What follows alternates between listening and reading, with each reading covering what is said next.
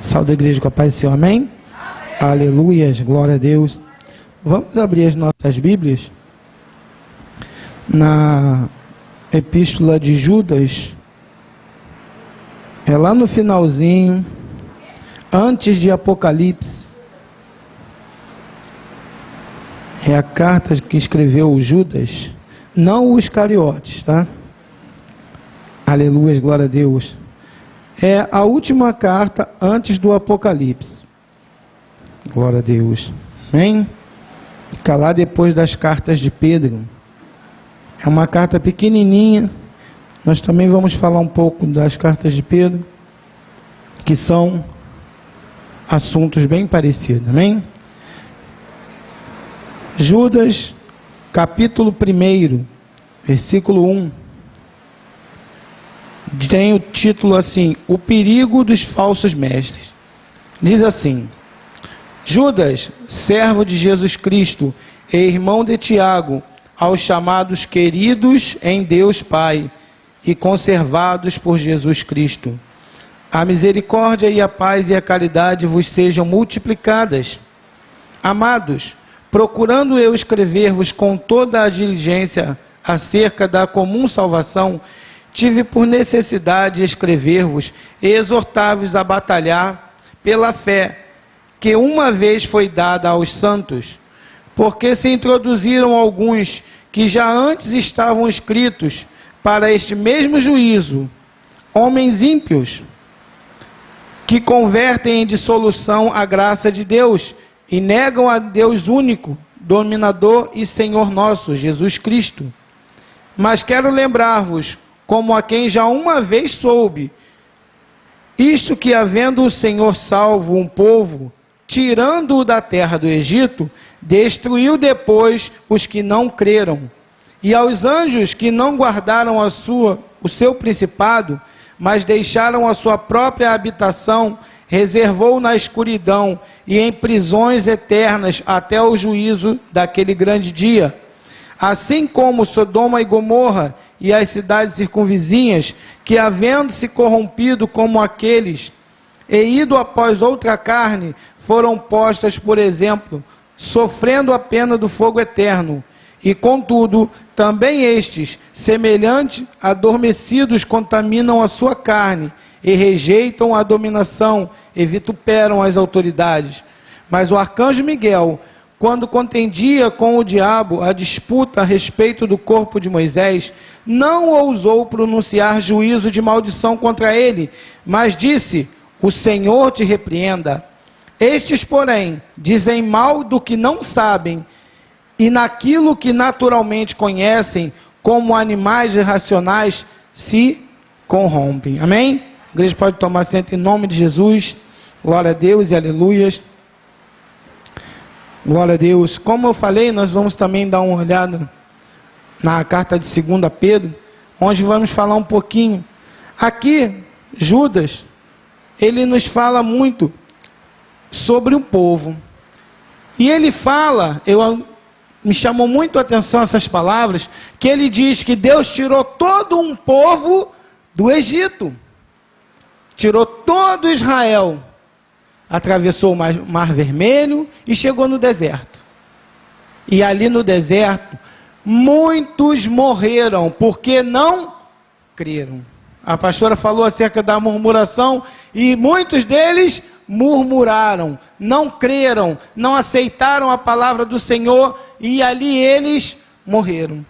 E ali o Senhor me chamou a atenção para a igreja como um todo, não só o ministério Creio, mas a igreja de Jesus, nós, cada um daqueles que aceitaram Jesus como Salvador, em qualquer uma dessas igrejas, e é para ser um povo só, e um povo só foi chamado, mas aqueles que não creram, pereceram, mais tarde eles foram mortos, porque não creram. Os anjos da mesma forma, os anjos que se rebelaram, e Deus não teve misericórdia deles e lançou eles na prisão, onde estão, na escuridão, no fogo eterno, até o dia do juízo. E as cidades de Sodoma e Gomorra, haviam tantas cidades que foram chamadas, tantas cidades onde havia prevaricações e prostituições e tudo voltado para pecado, mas essas duas cidades foram postas como exemplo. E nós chamamos atenção por quê? Porque nós estamos numa igreja onde muitos têm entrado, aceitado Jesus e dito: eu sou crente, eu sou servo, eu sirvo a Deus, Deus opera através de mim, e com certeza muitos desses perecerão, não estão salvos. Eles estão no meio do povo, mas nem todos que estão em Israel são israelitas.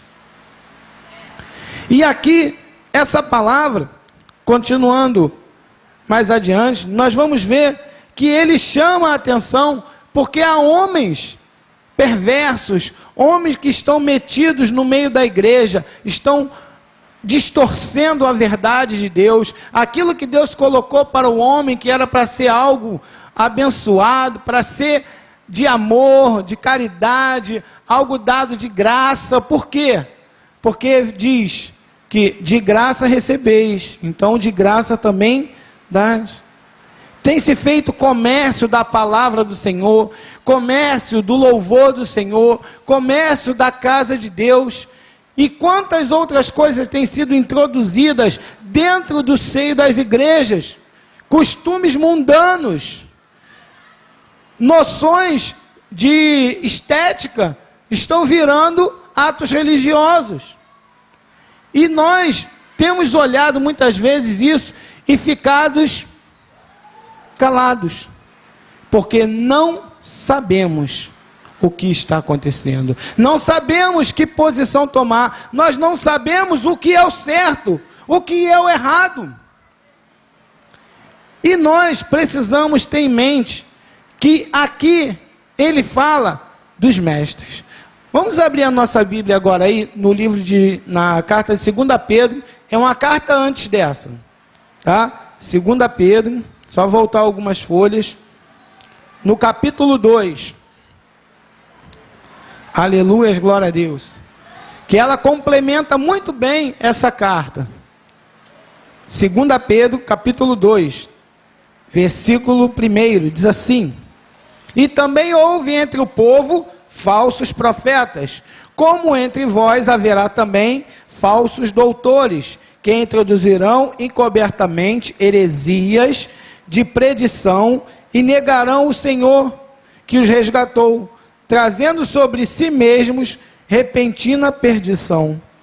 E muitos seguirão as suas dissoluções, pelos quais será blasfemado o caminho da verdade, e por avareza farão de vós negócio com palavras fingidas, aleluias, sobre os quais já de largo tempo não será tardia a sentença, e a sua perdição não dormita. Porque se Deus não perdoou os anjos que pecaram, mas havendo-os lançado no inferno, os entregou às cadeias da escuridão, ficando reservado para o juízo, e não perdoou o mundo antigo, mas guardou Noé, pregoeiro da justiça, com mais 7 pessoas, ao trazer o dilúvio sobre o mundo dos ímpios. Até aqui. E ele aí fala da condenação dos anjos, da condenação de Sodoma e Gomorra, e nós vemos aí, Deus não perdoou tantos outros. E nós estamos vivendo num tempo onde achamos que a graça é a graça, que a graça é simplesmente tudo pode, tudo serve, porque Deus é amor, porque Deus sempre perdoa, porque Deus é bonzinho demais. Não, mas Deus vai perdoar, Deus vai entender, Deus vai aceitar. Deus não aceita, Deus não negocia com pecado, Deus não tem isso. E por que esse assunto sobre os mestres? Eu até coloquei aqui algumas observações que eu tinha feito sobre isso, sobre a importância do ensino e do mestre. Porque as pessoas hoje não entendem, não sabem, são enganadas, porque elas não têm tido um bom ensino, elas não têm sido ensinadas da maneira correta, o jeito certo. Muitos porque não tem quem ensine, mas outros porque não querem aprender. E nós vemos aí que o mestre, ele vai fazer a formação daquela pessoa. Vamos trazer um pouco para a nossa área assim, física, para a gente entender um pouco mais. O que é o mestre? Né? Algumas pessoas falam assim, o dia do professor não é o dia do mestre. Só que o mestre, ele não é um simples professor. Tá? Quando nós falamos assim, fisicamente, o mestre, ele é alguém que ele foi além daquilo que um professor deveria saber. Ele se tornou especialista naquele assunto. Ele é mestre daquilo ali. Ele não só aprendeu a fazer, né, como muitos aprendem uma profissão, seja ela de carpinteiro, eletricista, pedreiro, costureira, tá, ou arquiteto, mas ele é mestre. Ele não só aprendeu, ele aprendeu além, as razões do porquê, do como usar e de criar novas técnicas para aquela mesma profissão. Ele é mestre. Quando chamavam a Jesus mestre, é porque ele sabia além do que estava nas Escrituras. Ele não lia somente as Escrituras, ele sabia o que estava ali e o que significava, e até aonde estava cada pergaminho, dentro de uma caixa, onde não tinha versículo, não tinha capítulo, não tinha nada, era só os pergaminhos enrolados, e você pegar assim, saber exatamente qual é o que você vai pegar. Tem que ser mestre.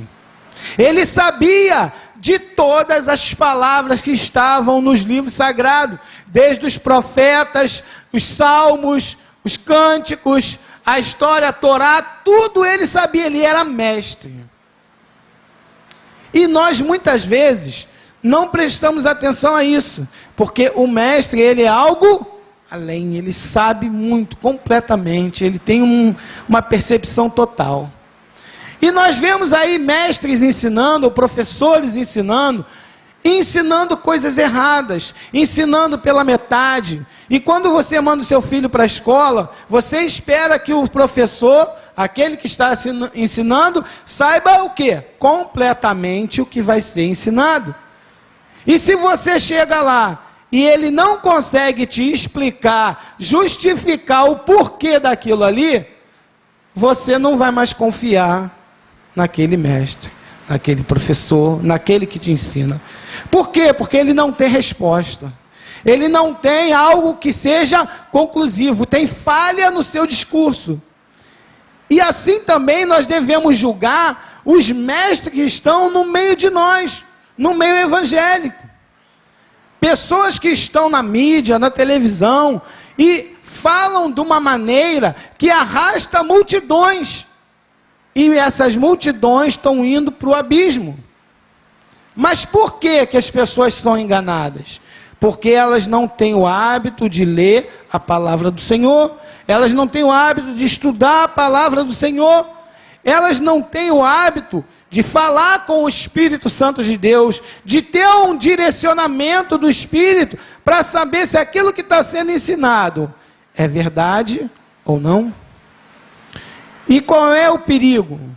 Irmãos, há tantas doutrinas diferentes hoje entre as igrejas, tantos costumes mundanos entrando na igreja, e pessoas falando que isso não importa, que não tem nada a ver, que não liga.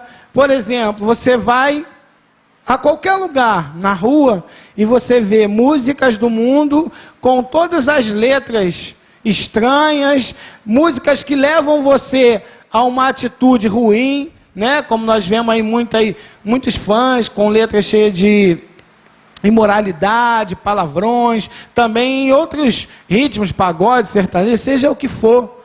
E alguns falam assim, não tem nada demais. Realmente, não tem nada demais, tudo me é lícito. Deus não te proibiu não, mas nem tudo convém você estar junto ou estar fazendo.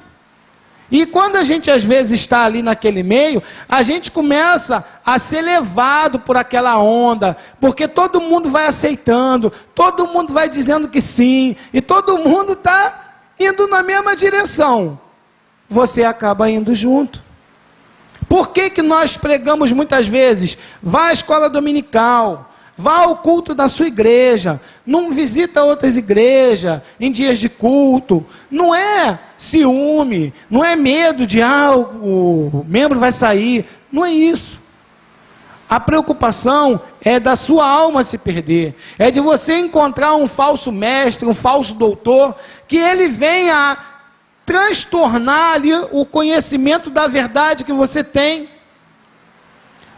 Por quê? Se nós não entendemos a palavra, só o Espírito Santo pode nos revelar.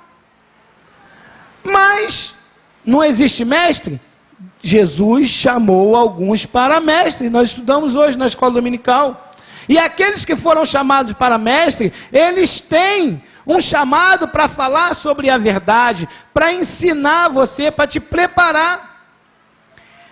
E mesmo eles com esse chamado, se eles não tiverem uma vida com Deus, eles não têm como trazer nada para ninguém. Nós estamos implantando aqui o discipulado. O pastor chamou, tem agora, o projeto Discípulos. É um projeto lindo e muito perigoso. Por que é perigoso? Imagina o que é um discípulo. O discípulo é aquele que aprende com o mestre e segue o mesmo caminho que o mestre. Quando nós vemos aí, Jesus ensinou a Pedro, e Pedro veio fazendo tudo conforme Jesus lhe ensinou. Paulo, quando ele prega, ele fala assim, sedes meus imitadores como eu sou de Cristo. Então o discípulo, ele imita o caminho do mestre.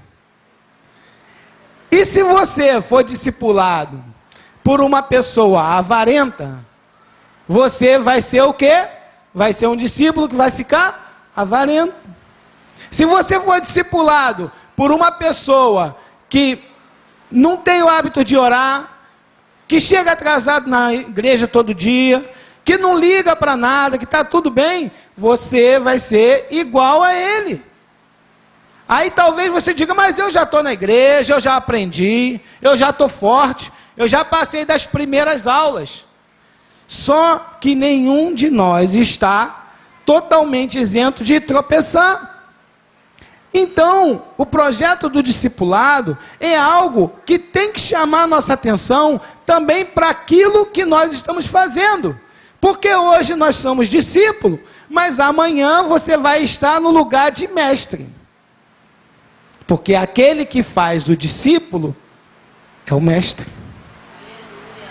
E imagine então, você hoje olha para a sua vida, eu olho para a minha vida, e diga assim, se você fizesse hoje uma pessoa, um crente igual a você, você estaria fazendo um bom crente?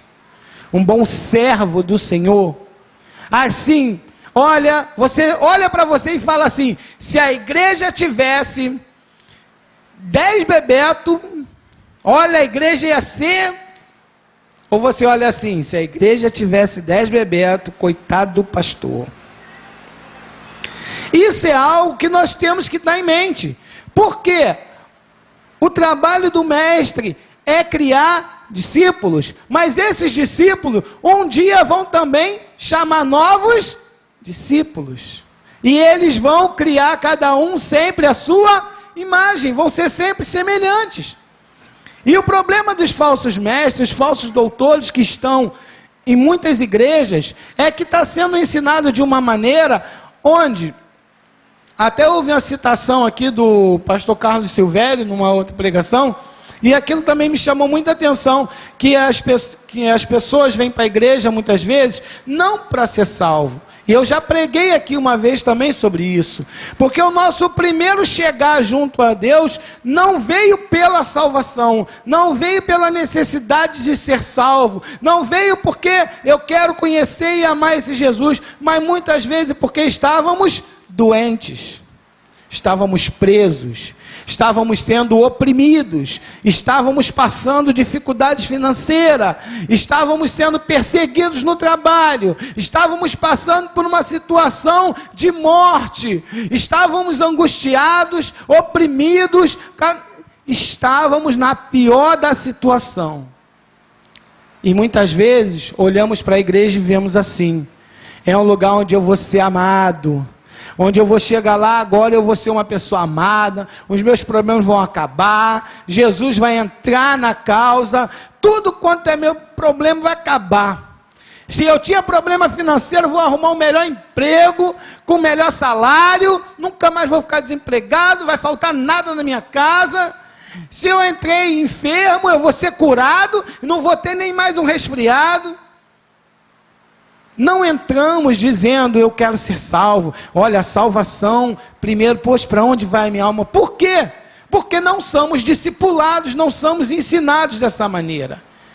Nos ensinam que Jesus cura. Olha, Jesus cura, Jesus faz milagre.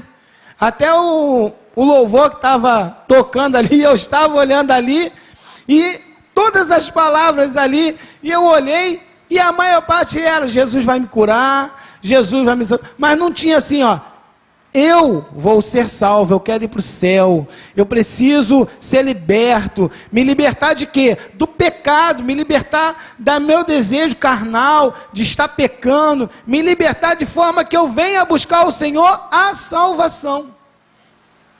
E muitas vezes, nós botamos a culpa nos mestres, porque o pastor nunca me disse, o diácono nunca me ensinou, o professor da escola dominical também não me ensinava.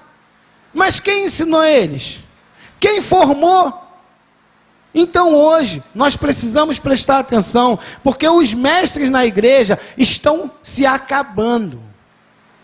E estão levantando pessoas mesquinhas, que vivem de elogios, fingimento. As pessoas querem estar aqui no púlpito, para poder estar no centro das atenções. Quer se cantar, porque quer estar ali no centro. Eu não quero ser back, não. Eu quero ser o principal, porque eu sou a estrela. Eu só vou pregar, porque eu vou ganhar um cachê. Se não me der uma oferta, eu não vou. Eu às vezes acho tão interessante isso.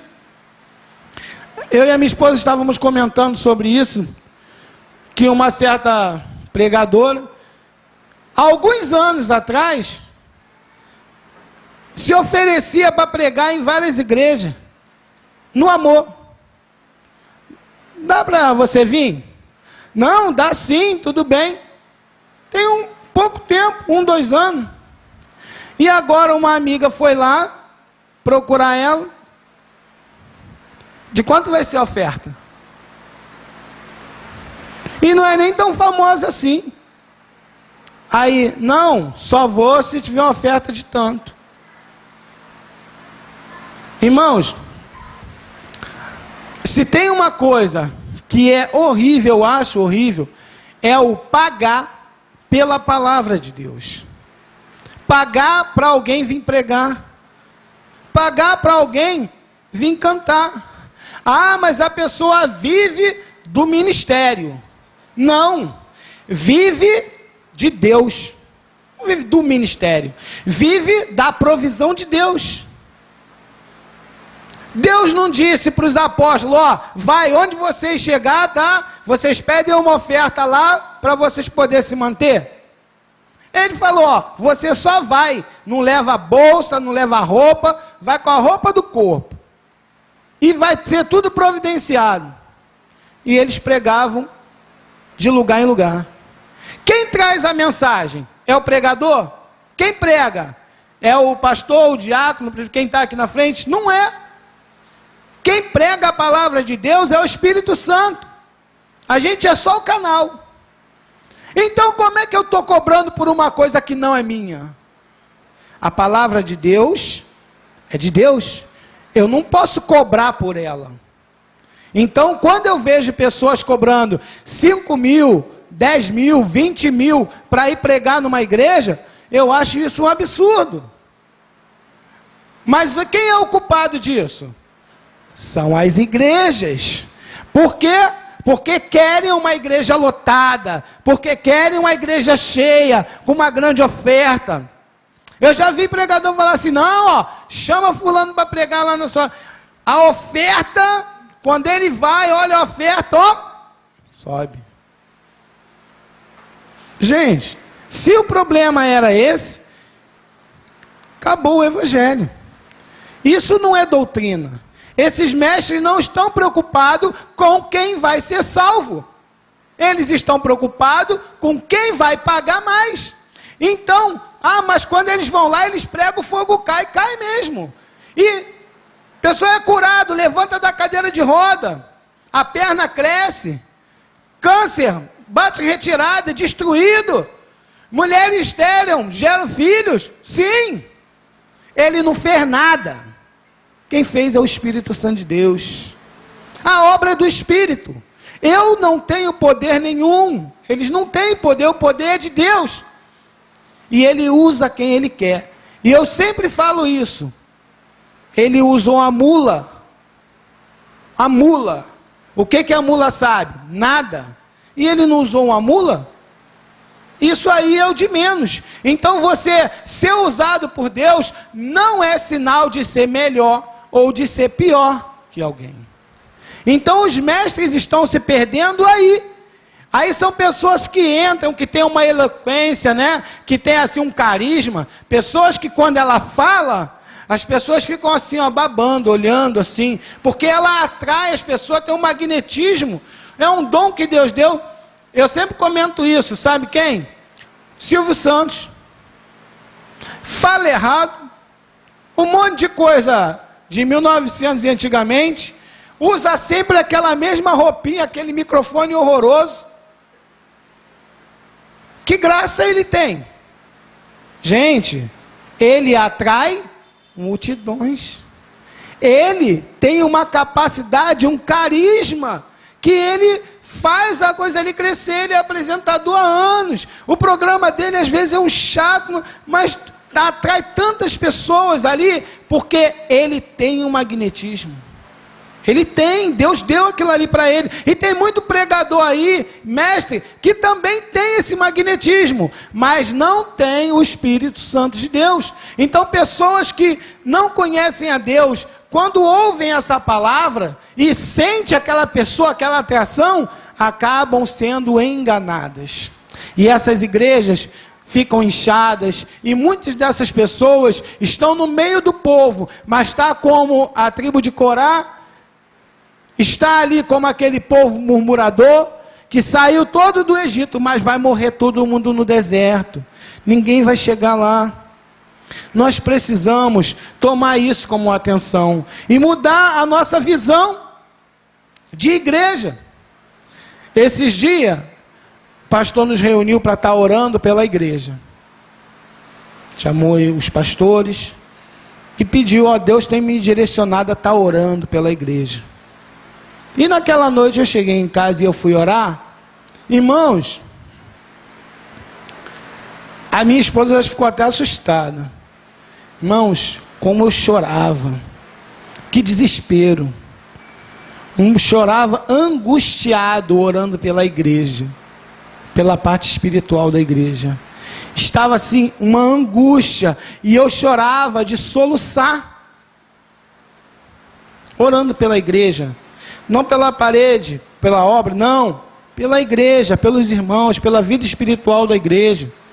E aquilo ali, quando eu acabei, eu estava assim, totalmente cansado, exausto daquela luta, daquela batalha.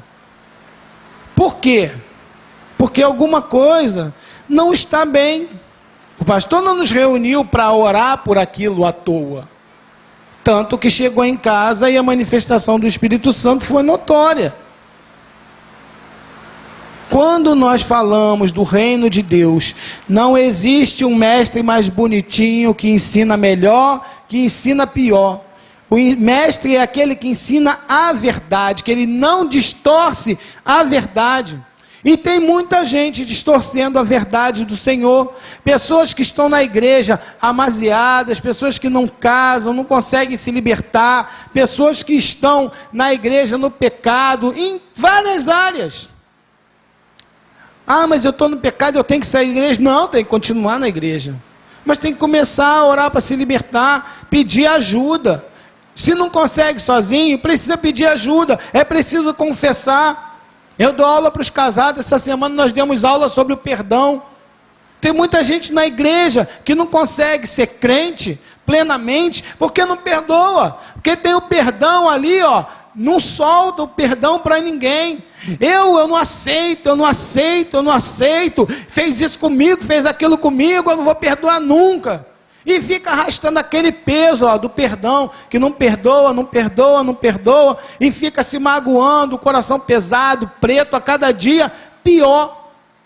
Só que quem não perdoa, oração não sobe, oferta não recebe, nada. Tudo que você faz para Deus, sem perdoar o seu irmão, Deus não recebe.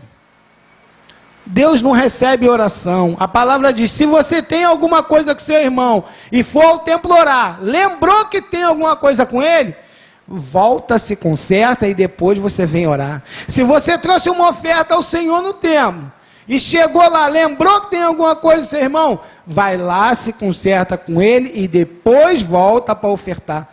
Não posso nem ofertar, mas eu vou estar ajudando a igreja, vou estar ajudando a casa. É isso que é a diferença. Os mestres hoje não têm ensinado a palavra dessa maneira. Jesus não tem mais ou menos. Não tem crente mais ou menos certo. Não existe. Jesus só tem certo ou errado. É sim ou não. Esses dias eu comentei na escola com alguns alunos, né, alguns alunos cristãos, e a gente conversando, e eu comentei com eles assim, ó, tem uma charge, né, de uma pessoa em cima do muro. Ela está em cima do muro, de um lado tem um anjo, e do outro lado tem o diabo. E o anjo está lá do outro lado assim, vem para o meu lado, vem para cá, Jesus te ama, vem para o meu lado, e ele está em cima, a pessoa está em cima do muro. E aí ele olha para o lado e ele vê o diabo está ali caladinho, quietinho, sem falar nada. E ele continua ali, o diabo quietinho, e o anjo chamando, vem para o meu lado. Aí ele virou para o diabo e falou assim, você não vai me chamar para mim ir para o seu lado, não? Aí ele falou, não, por quê? Porque o muro é meu. Não tem meio. Ou você é do Senhor, ou você é do diabo. Jesus fala, quem dera você fosse quente ou frio, mas como é morno, vomitarei da minha boca. Deus não quer que nós servimos Ele pela metade. Ou nós servimos a Deus, ou nós não servimos. E é por isso que muitas vezes as igrejas têm ficado do jeito que estão. Parece que tem muita gente salva, parece. Mas tem muita gente nas igrejas que estão pior do que a pessoa que está lá fora, que nunca ouviu falar de Jesus. Até aqui nesse texto fala assim, no texto de 2 Pedro, ele diz mais adiante assim, porque melhor seria se ele não tivesse conhecido a verdade, porque agora o estado dele é pior do que o anterior. Aquele que não conheceu a Jesus, nunca ouviu falar, ele vai ter o benefício da ignorância, porque Deus perdoa o tempo da ignorância. Mas a ignorância não é que a pessoa é rude, não tem estudo. Ignorância quer dizer não sabe. Ele ignora aquilo, ele nunca ouviu falar, ele não sabe que existe. Então, Jesus perdoa o tempo em que você não sabia que existia. Mas agora que você sabe, não tem mais isso. Ou você anda certo, ou você vai estar fora do reino. E muitas vezes nós não queremos aprender, eu acho que é por isso.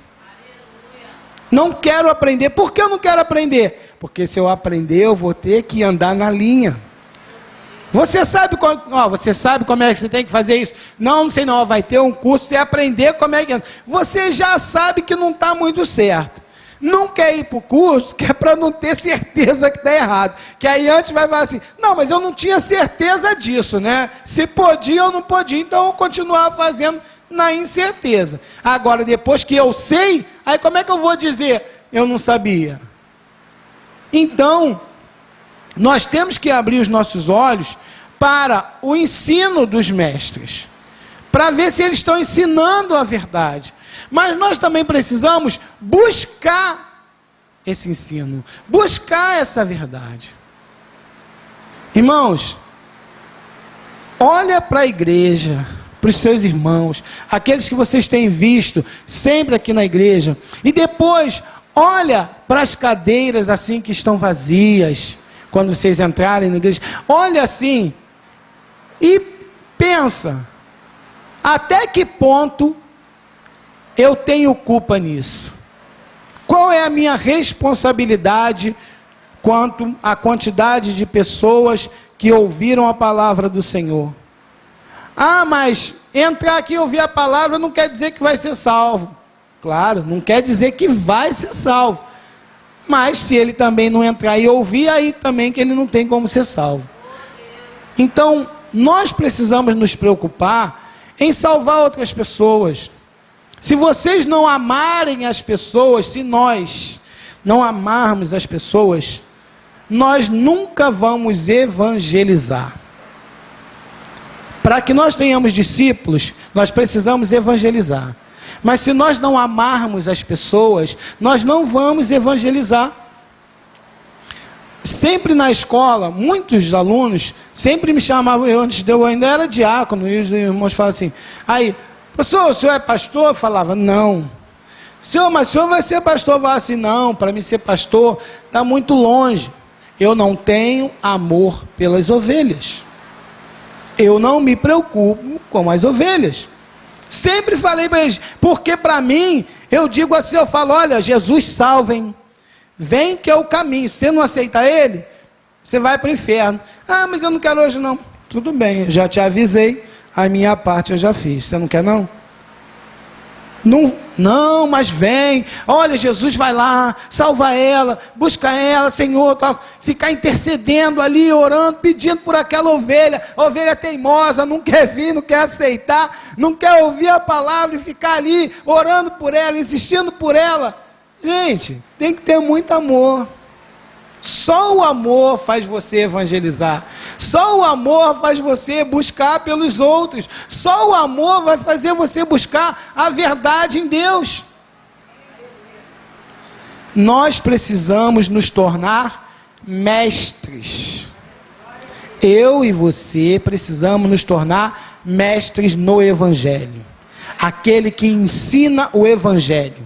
Que ensina ao irmão, que ensina ao vizinho, ao parente, ao conhecido, aquele que ensina a palavra de Deus. Precisamos nos tornar mestres.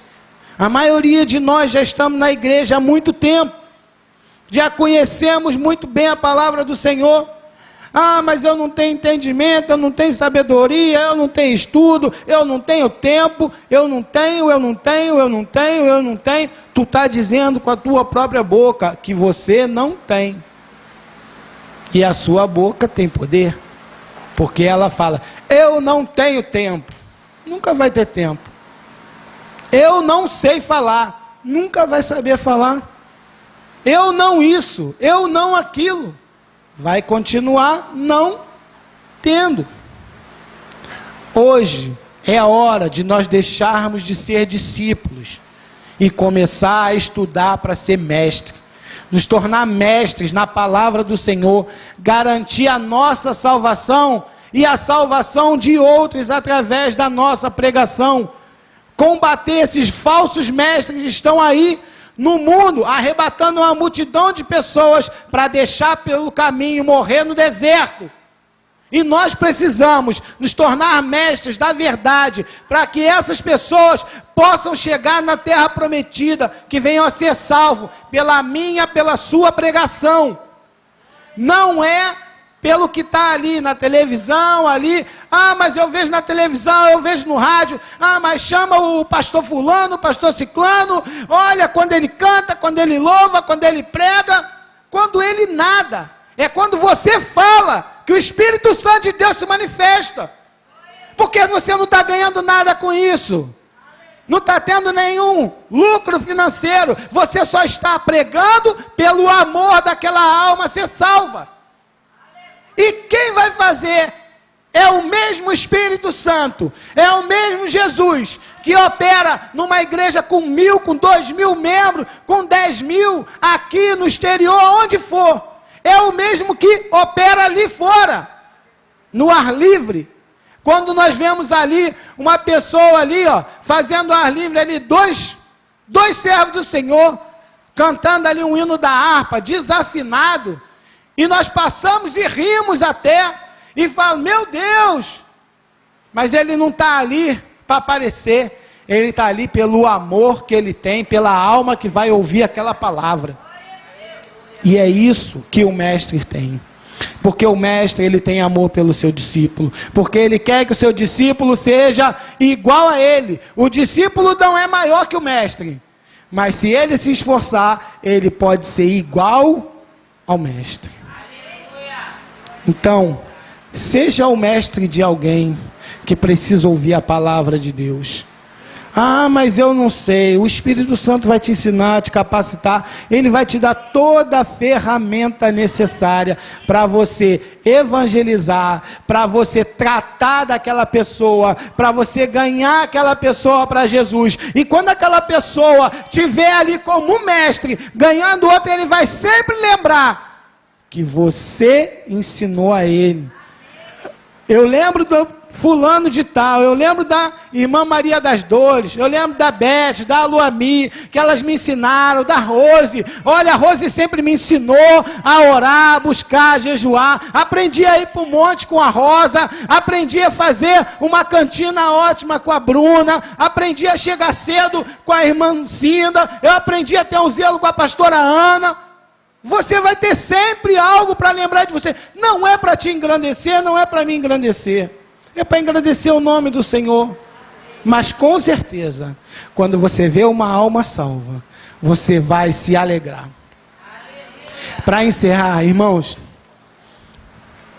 como eu falei nos hinos da harpa, tem um hino na harpa, se eu não me engano, que é o hino 16, é o 15 ou o 16, acho que é o 16, que ele tem uma estrofe que ele fala assim, ó: como eu posso com as mãos vazias no céu entrar? Aí ele diz assim, ó, que o tempo já se foi os dias. Aí o que eu posso te apresentar? Eu não trabalhei. Ele fala assim: qual será a minha sorte se no céu vazio entrar? Eu fui crente quanto tempo? Nunca falei uma palavra para ninguém, nunca ensinei a ninguém, nenhuma alma foi salva pela minha pregação, nenhuma alma conheceu a Jesus por aquilo que saiu da minha boca, ou pelo meu testemunho no andar e no agir. Isso é entrar com as mãos vazias. Será que aquele que serviu ao Senhor 5 anos, 10 anos, 15 anos, 20 anos, consegue chegar no céu sem ter ganho uma única alma para o Senhor, sem ter dado um único testemunho que edificou a vida de alguém, sem galardão nenhum na sua roupa, só conseguiu a sua salvação? Ele só tinha um talento e continuou com um talento. Ele não angariou nada. Então isso é algo para a gente pensar. Você foi discípulo, você ainda é discípulo, discípulo do Senhor, discípulo dos pastores, discípulo da sua liderança, mas você também pode a partir de hoje se tornar mestre de alguém que está precisando da sua ajuda para crescer em Cristo. Que nós possamos tomar nossa responsabilidade de mestre e cuidar das almas do Senhor que estão perdidas, precisando de ensino. Amém? Agradeço a oportunidade em nome de Jesus.